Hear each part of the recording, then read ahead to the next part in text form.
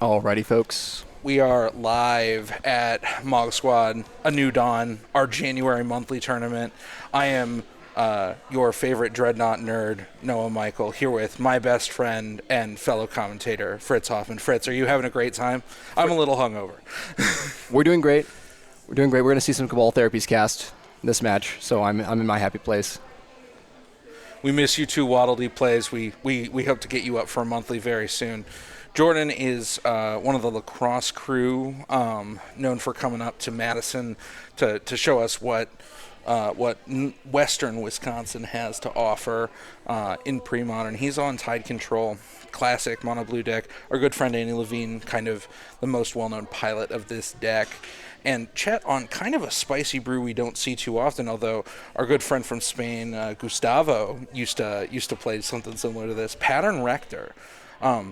At least, Fritz, from a plan's perspective, immediate strategy, what do you think each of these players are going to try and conduct in Game 1? Matchup agnostic. The Pattern Rector player is probably going to try and cast Cabal Therapy. And the Tide plan is actually pretty good against the Pattern Rector deck. Outside of the birds and the mana creatures, your mana requirements are kind of rough, and you need to cast 4 drops to win. And that's typically a plan that Tide can exploit. Yeah, the sheer number of counter spells in Tide Control can really do that. Typically, they play some number of Force Spike, a full set of counter spell, a full set of Mana Leak. You've even seen builds with main deck Annul lately, which is certainly a problem for a Survival of the Fittest deck like Pattern Rector, which, while being named Pattern Rector, actually only plays 2 pattern and is trying to get your Rector out with Survival. Yeah. Yep. 5 copies of pattern. Jordan getting the play is also super useful here because getting land drops ahead of your Birds of Paradise opponent seems very reasonable. Yeah, I think you're down to 4 spike at Birds of Paradise. Potentially even counterspell at Birds of Paradise. Very, very happy to force spike at Birds of Paradise. I think that's my biggest difficulty with the survival decks. We see 2 mulligans, is how mana hungry they are. Even in the pre-modern format where a lot of your spells are pretty cheap, you really, really, really spend all of your mana every single turn. Is that a weakness or a strength? I think that it leaves the survival player exploitable to killing mana sources because it's such a mana hungry card. You have to spend 3 mana and you're down a card already, and then you need to spend a 4th mana to get your squee in the yard to get your card back. Yeah, you do spend all your mana every turn. Mm-hmm. However, you do have diversified mana sources, and Wildroots is really, really broken. Mm-hmm. So Wildroots is a broken Magic card. When I played a lot of black-green Survival Rock, and in that deck, you actually feel pretty good playing against Mono Blue Tide. Of course, Jordan is actually not on Mono Blue Tide, but is on Blue-White Tide. Blue-White Tide, of course, giving you access to a lot of the powerful sideboard cards that white decks have to offer in the format, as well as Swords of Plowshares in your main deck, which is probably the glue of pre-modern, really holds everything together. Yeah, this is not be I think other folks have said it, but pre-modern not really be a playable format. Mm-hmm. Without Swords of Plowshares. You need that both players valve. mulliganing to 5, it looks like. It's going to be an interesting game. It's what we call a scrappy game of Magic. Small game has been voted for.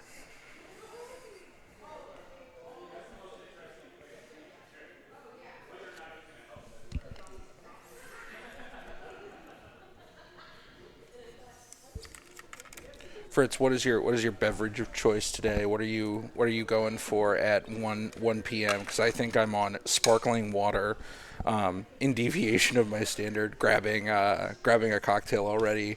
I had a good time last night, shall we say, and we need to rehydrate before beer number 1. So. Yeah, I'm gonna just alternate a bottle of water and a beer.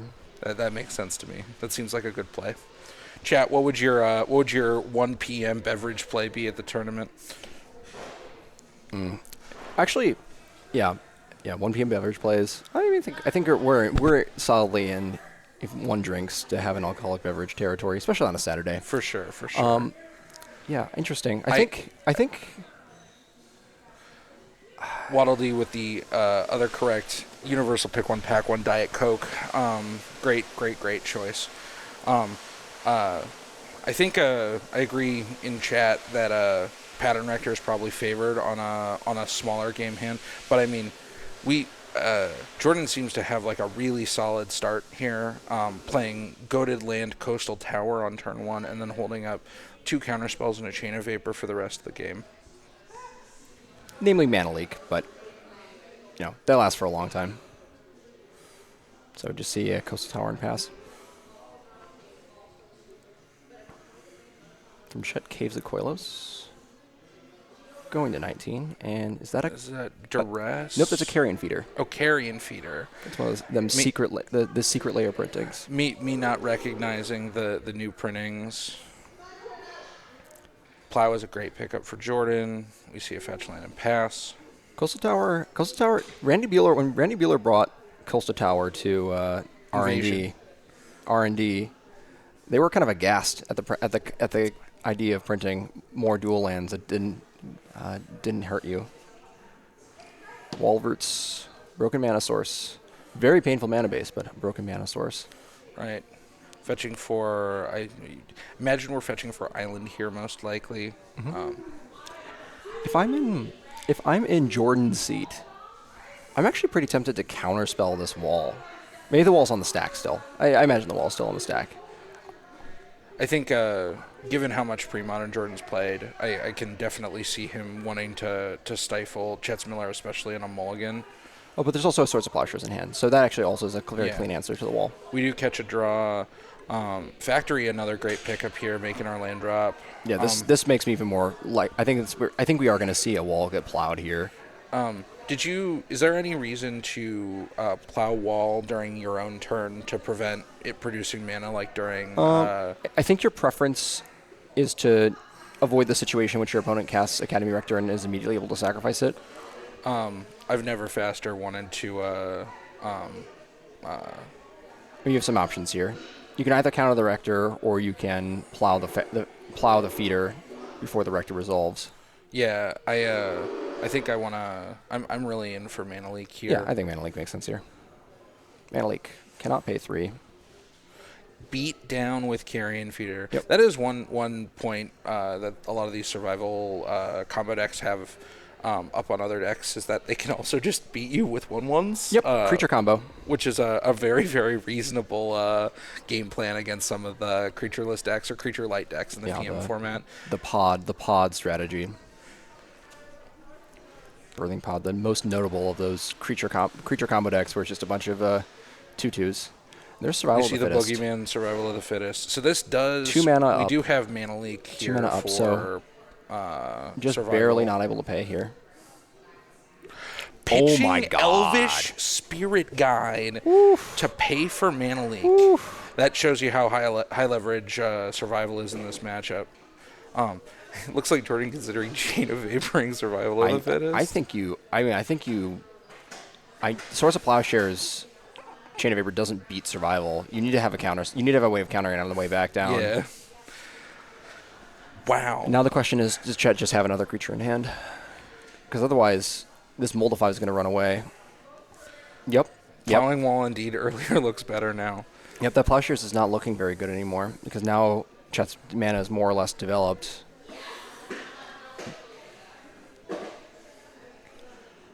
But again, it's kind of... Plow does multiple things in this hand, but I think Wall is actually one of the better targets. And maybe you just... Jordan thinking about animating Factory. Animate, swing, block. I like that from Jordan because it means Wall gets killed here if he wants to survival in the end step, but it doesn't look like he has a creature. Yeah, I think it's also a play that indicates that Jordan's not working with a lot, and it's just looking to catch his opponent out.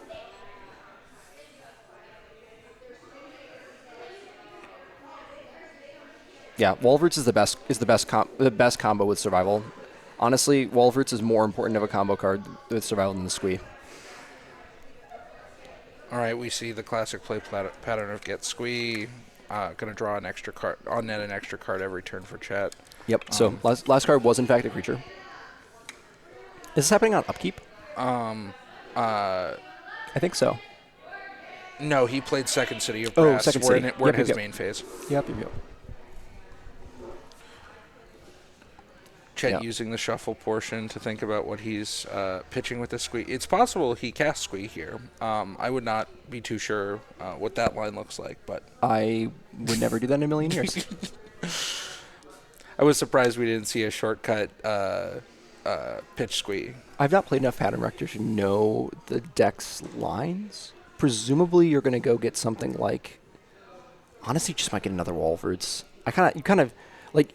What are you worried about? You're worried about your opponent drawing Parallax Tide, almost exactly Parallax Tide. Sure. Because right now you don't have enough mana to.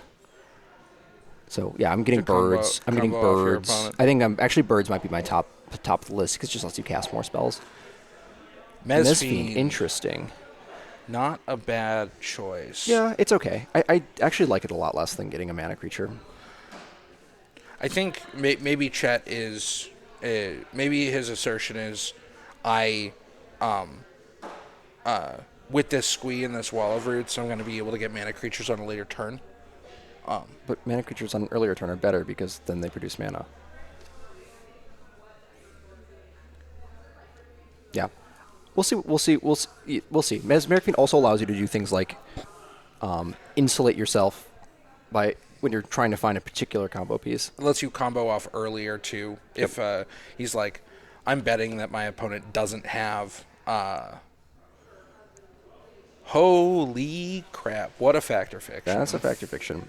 Was this an end-step Factor Fiction? I'm not quite sure. This does put... I mean, this is one of the toughest. Oh, is one of those cards Humility? Yeah, so we have Oh, that's a huge Plow, problem. Humility, Island, Counterspell, Parallax Tide. Yeah, most survival decks don't have main deck answers to Humility. Yeah. Other than maybe one Nantuko Vigilante. That doesn't work. Oh, because Because Nantuko Vigilante is a creature. yeah, and It actually loses its morph ability. it loses the morph ability. Correct. Fascinating. I didn't know that. Yeah, you can cast your creature face down, and it is a 1/1 with no abilities. We see the split Tide, Counterspell, and then Plow, Land. Oh, interesting. And taking Tide Counterspell. Yeah, well, Jordan has Chain Plow in hand, so he's like really set up here to. That's interesting. Doesn't Humility just end this game? Chet takes birds in the end step. I think Humility probably does end this. Was that a game. FOF in response? I think that was a FOF in response to the survival activation. No, I think we're in the end step. Oh, okay. Just Because choosing. he just got rid of he decided to use the wall. I see. All right, and we're about to see everyone's favorite play pattern, Tide combo. Jordan fetching down to 15. Gets planes. One of the great features of the pre-modern format is us having the opportunity to only fetch basic lands with our fetches. Yep. Fetch line's not as egregious as in other formats. I was talking to friends of mine. They're like, "Oh yeah, so like you get to play the onslaught fetches in a full dual land Bana base," and I'm like, "No, I think you missed the cutoff where we don't get original dual lands in this format." Yeah, if you're used to CDH, where you get your first bite at the apple for free in every color pair. There are no free bites at any apples. At any apples, nothing is free. This is Tide. We see Parallax Tide. Enter with 5 fading counters. For those of you with less familiarity with the pre-modern format, We've put 5 Parallax Tide triggers on the stack. so we have, activated Parallax Tide by removing a fade counter, exiles target land. When it leaves, return all the exiled cards to the battlefield under their owner's control. Of course, if Parallax Tide is no longer on the battlefield when those activations resolve, those lands are permanently exiled. So that's what we're going to see with Chain of Vapor, returning the Parallax Tide back to the hand. Is there a world here where we should be sacrificing a land, copying our own Chain and bouncing Carrion Feeder here? Bouncing survival. I would just bounce survival. Your Mistress Factory blocks Carrion Feeder all day. Looks like Jordan does not fear this Carrion Feeder at all. Nor fears the survival. Chet is just not going to draw mana sources.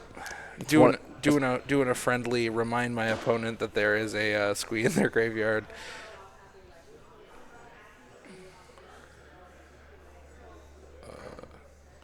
Chet seems a little bit uneasy having no mana sources. Chet looks a little.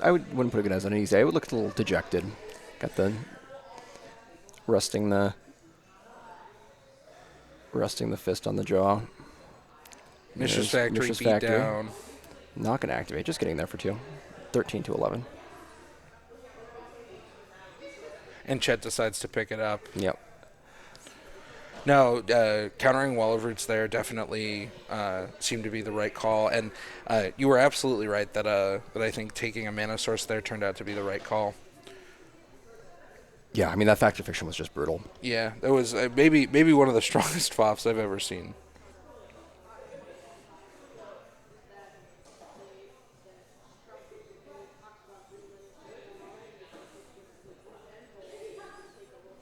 All right. We're going to see the sideboarding. Let's pull up the deck list and take a look. I think that by and large, especially being in blue-white, Jordan has a lot of different tools. I know he is a big fan of the card Meddling Mage.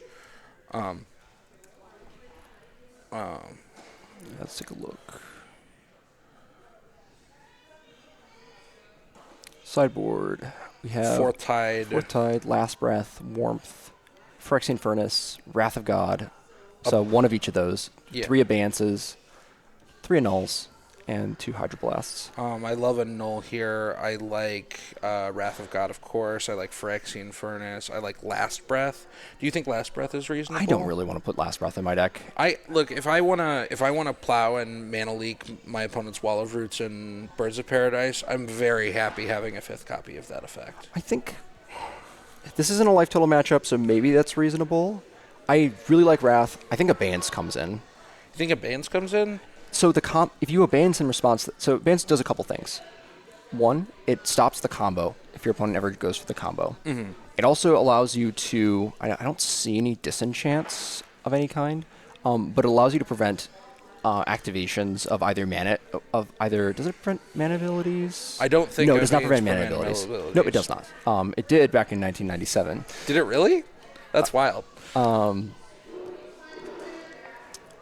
But what Abeyance does do is it prevents you from activating Survival for a turn, which is only relevant really if you have disenchant effects. So maybe a lot of your main deck is already kind of tuned to handling a lot of those cards. Let's look at the main board. How many disenchant effects do we have in the main? So, I only see three seal of three cleansing. seals. What comes out? I definitely don't like Decree of Justice in this matchup. Definitely too slow. I'm keeping in all of my counter magic. Yeah, I mean, maybe we can. I'm not boarding out all of my decrees because I don't think Mistress Factory is a very reliable win condition against a deck with Wall of Roots. You don't think so?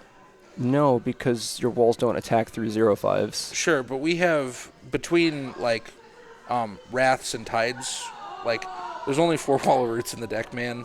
2 factories versus 1 wall, that gets him dead. Yeah, I think in terms of winning eventually, you board out. I think you board. So there are 3 decrees. I think you board down to 1.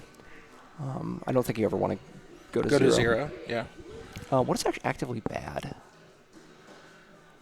This is a tough matchup for Pattern Rector. There's just a lot of main deck answers.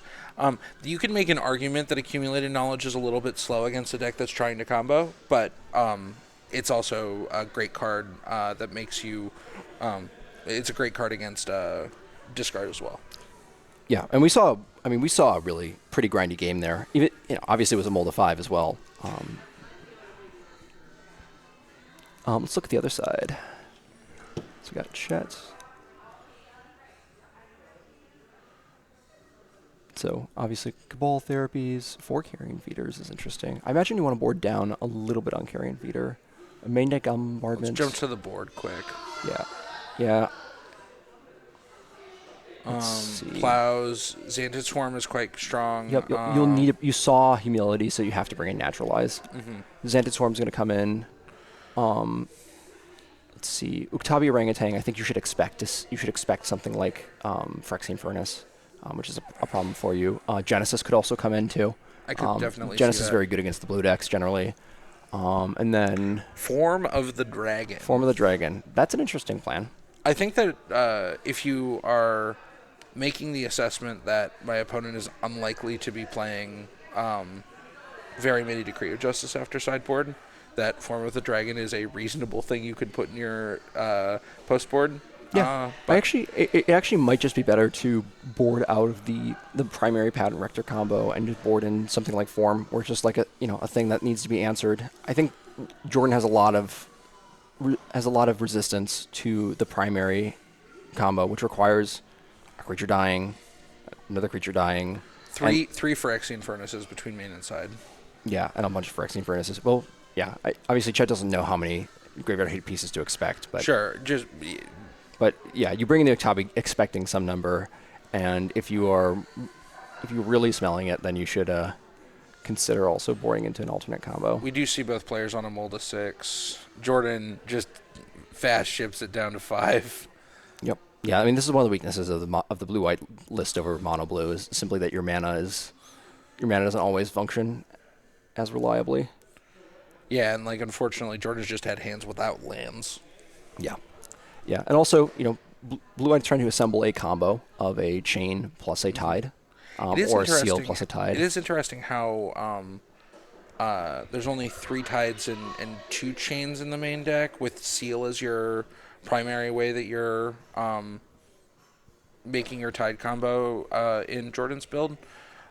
I've played a little bit of mono blue tide, and having more Chain of Vapors has gives you a little bit more versatility than a 2-drop, but definitely something that that you have to make some calls one way or another whether or not you want to go white splash. Exactly. Yeah, I think there's a reason that Jordan's landed at this list, and it's accounting for the various trade-offs and also play style. I think also play the way that you want to play the game is actually a very relevant factor in pre-modern. Yeah, Jordan is on no copies of Impulse, I believe. Yeah, I saw zero in the starting 60. So you dig with 4 drops, like we did in the old days. This is before this is pre-Xerox magic. We do have 4 AK, which is always solid. Yeah. I see this bird's getting plowed very, very quickly. Forest birds. Oh. And there's an island. Oh, is Jordan on island in his 5?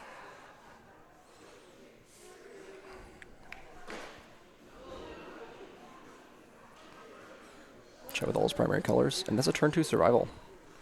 Definitely not what you wanna see from the tide control side. Yeah, and there's no annul or anything in Jordan's deck to. This is about what you want from Chet's side. Cabal Therapy, bouncing, survival. Yep. I imagine Chet's going to name something like Parallax Tide. I can also see Counterspell. Yeah. Chet naming Mana Leak. Okay, that's a reasonable name too. Helpfully displaying to chat that he named Mana Leak. Yeah, we got this. We have an innovation with this month's event. We have some cards off to the side that you can write the names of cards on to indicate what cards have been named for Meddling Mage and what cards have been named for Cabal Therapy, just to make it clear to the viewers what cards have been communicated. Chet managed to let's see, draw a card, draw a card, and we're going to replay the survival. I've seen this one before. And we're going to cast Carrion Feeder. I wonder if this Carrion Feeder is just going to trade for second chain. Is interesting. I guess with Jordan on one land, you have to envision victory somehow. Yeah, and him tapping out for all of these creatures. Is there a potential line for instead of Chet casting Carrion Feeder there, trying to activate survival once immediately in order to get additional mana development? Depends on what the rest of the hand is. I definitely don't value Carrion Feeder very highly in this matchup.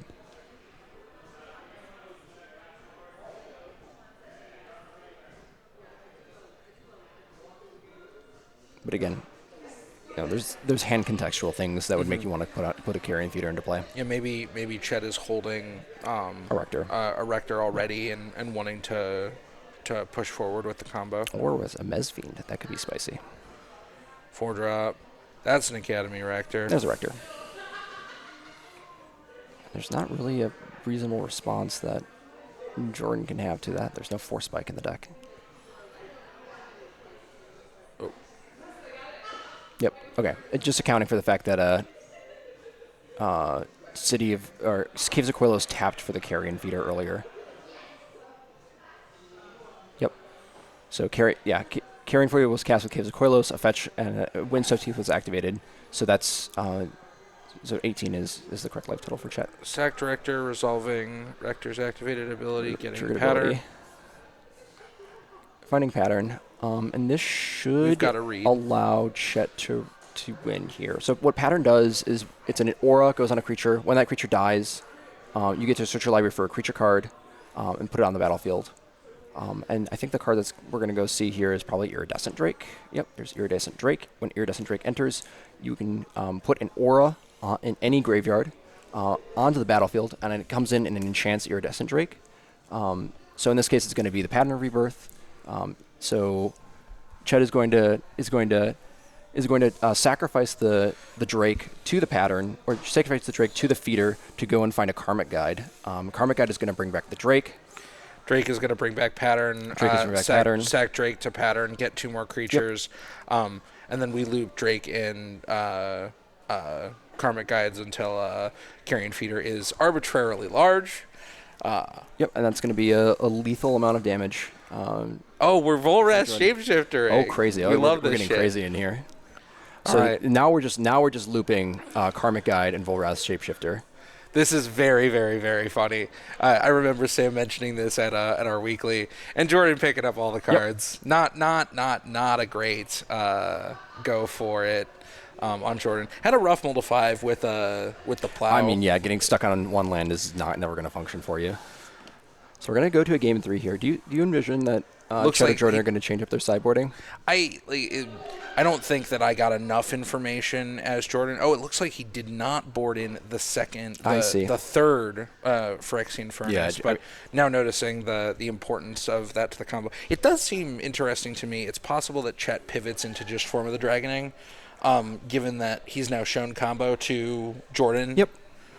Yeah, I mean, it's not like, it's not like Jordan shouldn't have expected it. But I think you just have to get this safe and warm feeling if you have a Phyrexian Furnace in play. No, it's just phenomenal. Well, and it not only handles the Rector pattern problems, but it also can getting their squee if they're trying to play a mid-range game.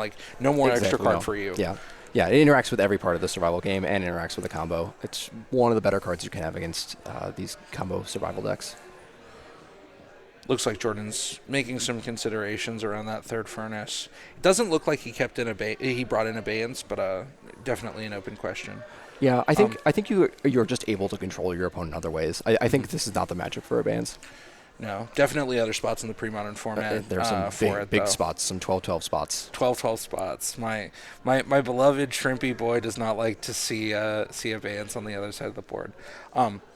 With pre-modern getting so big as our players are wrapping up sideboarding, Fritz, we're coming into LobsterCon in a few months. What deck are you going to be playing at LobsterCon, or what kinds of decks are you thinking about going into the tournament this year?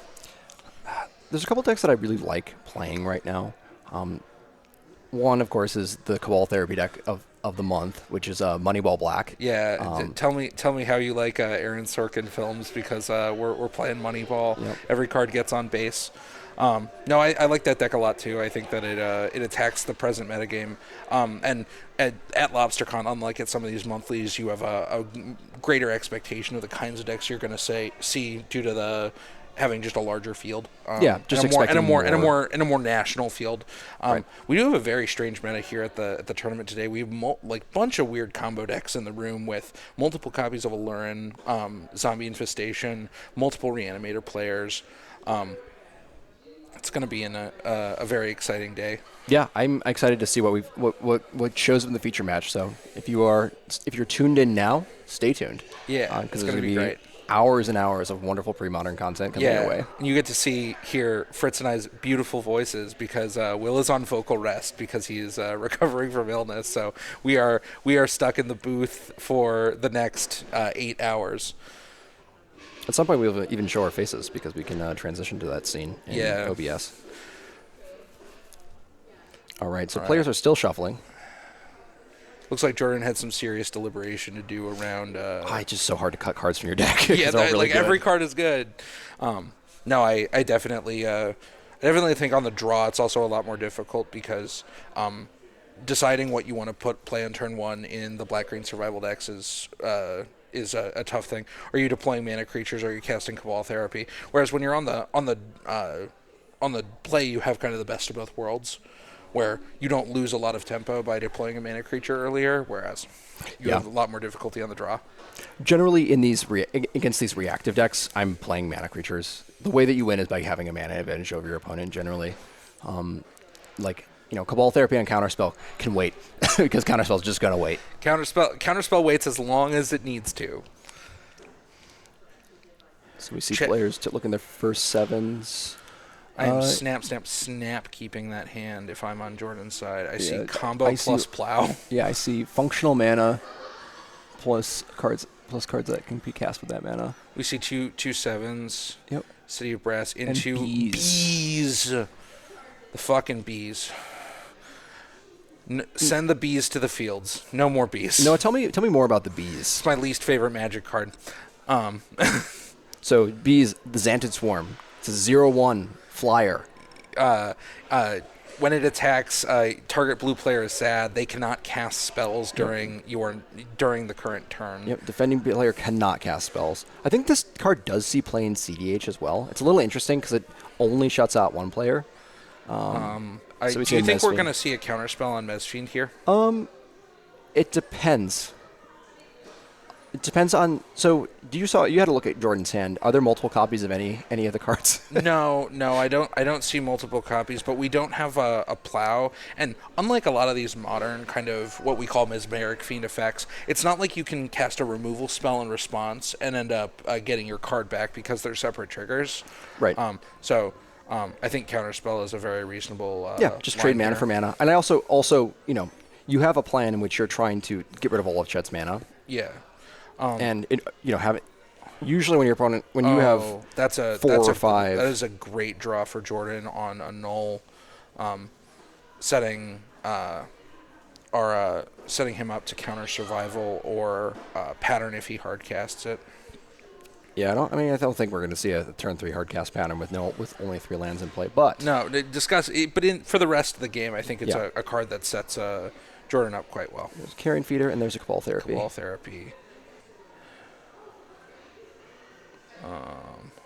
Cabal Therapy naming. Don't write anything down. Oh, this is resolving. Yeah, this is resolving. Okay. Parallax side. Names Tide remains gets a null. very much rewarded. Null Foff planes. Great.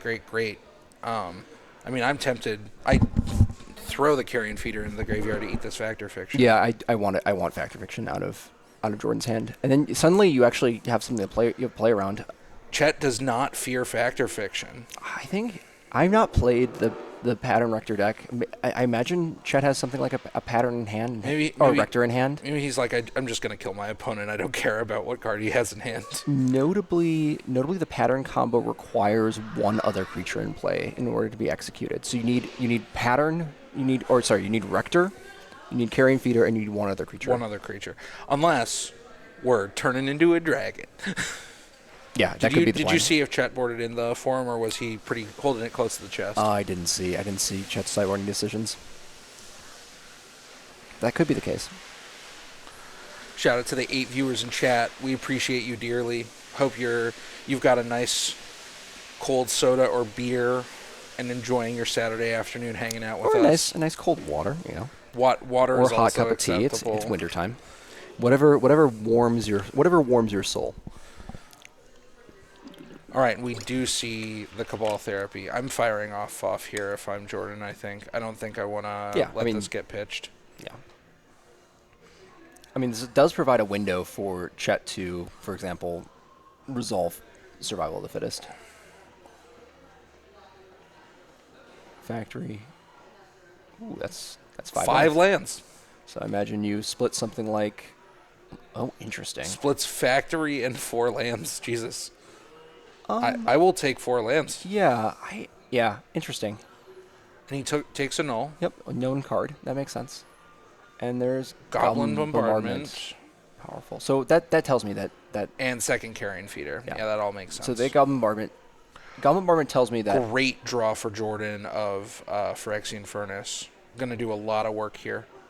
Yeah, and that Goblin Bombardment tells me that Form of the Dragon is probably not in the deck.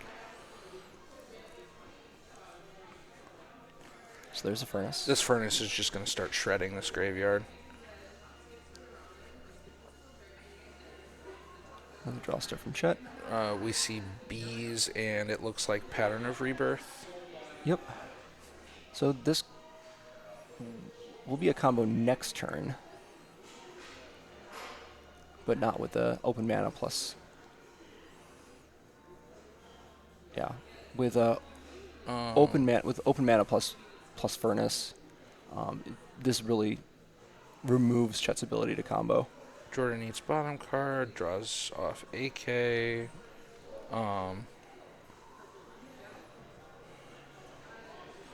Plow is an incredible draw here. The question is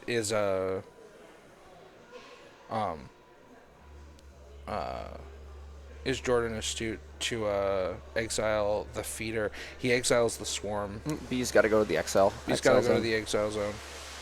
No life gained. B's should be in exile. It's relatively minor, but we should. Do you want to go correct that for them? Get the players to fix the game state.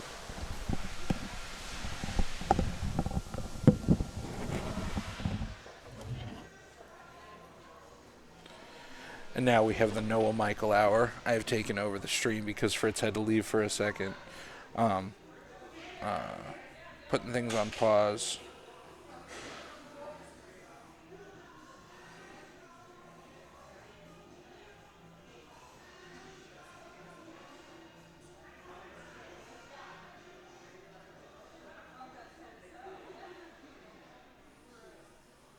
Oh, he sacked the Bees to Carrion Feeder. That makes sense. That wasn't clear because he didn't put the die on it.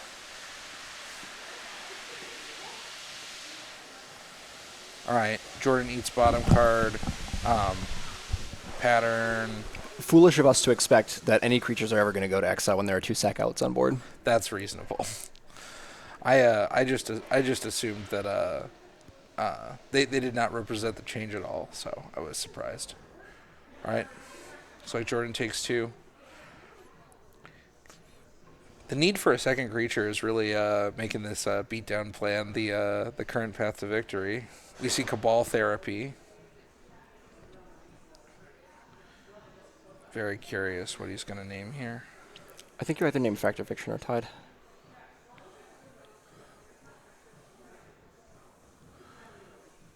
He named Foff. Okay, so. Yeah, there's an interesting spot where it's like, if you're kind of playing to not, he's a little bit playing, you're like kind of playing to not lose there, which is one, like an option you can, I think a line you can take. The other option is to hold the Cabal Therapy until you draw something you need to resolve, and then you get to force it through as a result. How do you feel about furnacing the Cabal Therapy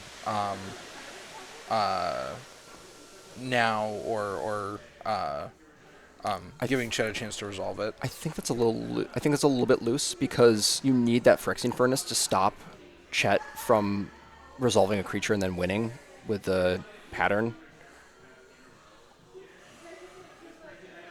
Jordan hitting lots of land drops. Lots of land drops. I wonder if Decree of Justice is still in. Decree would be pretty high leverage here. Going to 8.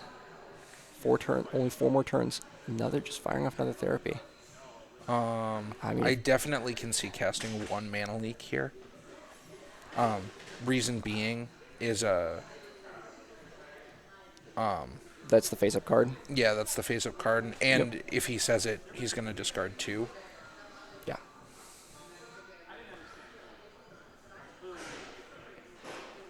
And if you're casting Cabal Therapy, you should that should kind of be a tell that your opponent might have a second copy of the card.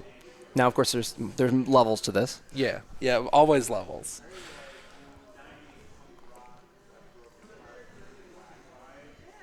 Oh, can we update the game count to 1-1? Yeah.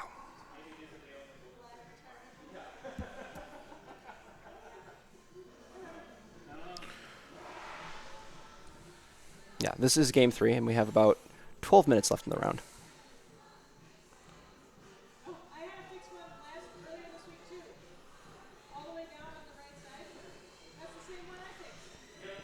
Got a double-digit number of viewers. Awesome. We've gotten up to 10. Hope everyone is having fun. Hope you get to play some PM soon. Yeah, and thank you for spending your afternoon with us watching Pre-Modern. The best constructed format. The best constructed And format. guess what? More and more people are learning this every day as they log on to Magic Online and rev up those leagues. I mana leaked this this so is quickly. Really interesting. Yeah, I mean, you have to counter. I think you have to counter this. Otherwise, you end up in this situation where one Phyrexian Furnace is not necessarily enough.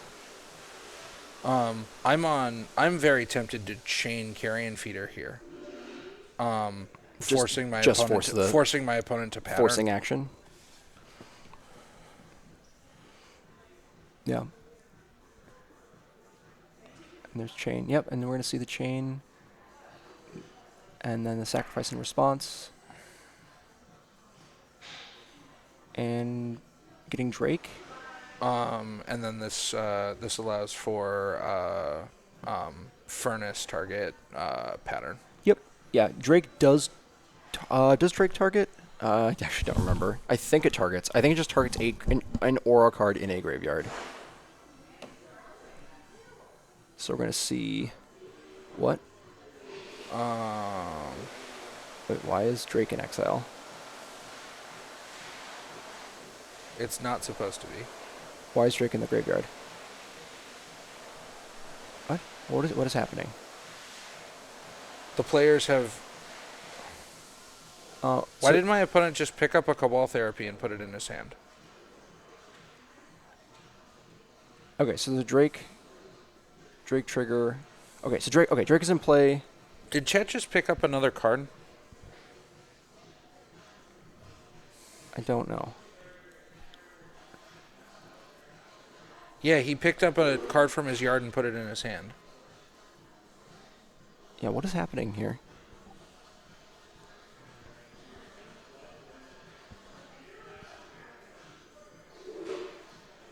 Okay, we should.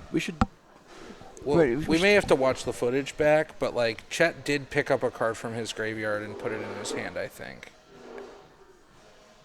Yeah, there should be 3 copies of Cabal Therapy in exile. Did we undo casting of that Cabal Therapy? I don't think so. Maybe he did. Well, maybe yeah. Oh, maybe he was trying to sacrifice. This is very. That looked very, very strange. Yeah, that was a strange maneuver. I'm not sure what's happening. I was not sure what the game state got really complicated for a moment there. Let's see, fetch down to 10. So the Drake is now sacrificed. There's another Carrion Feeder in play.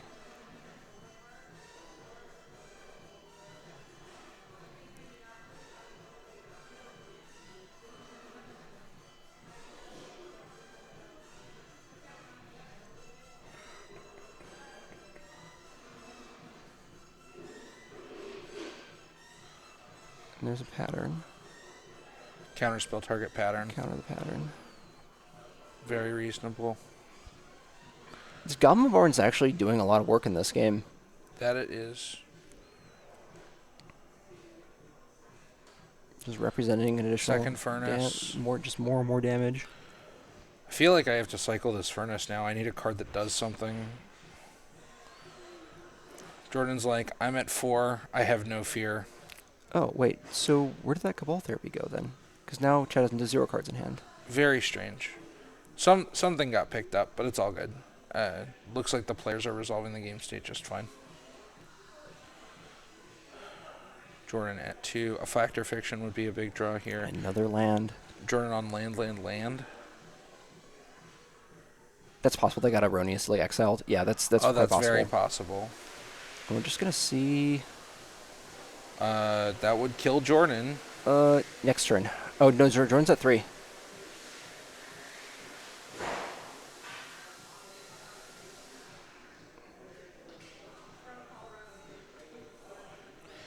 That's it. Yep, just drawing lands.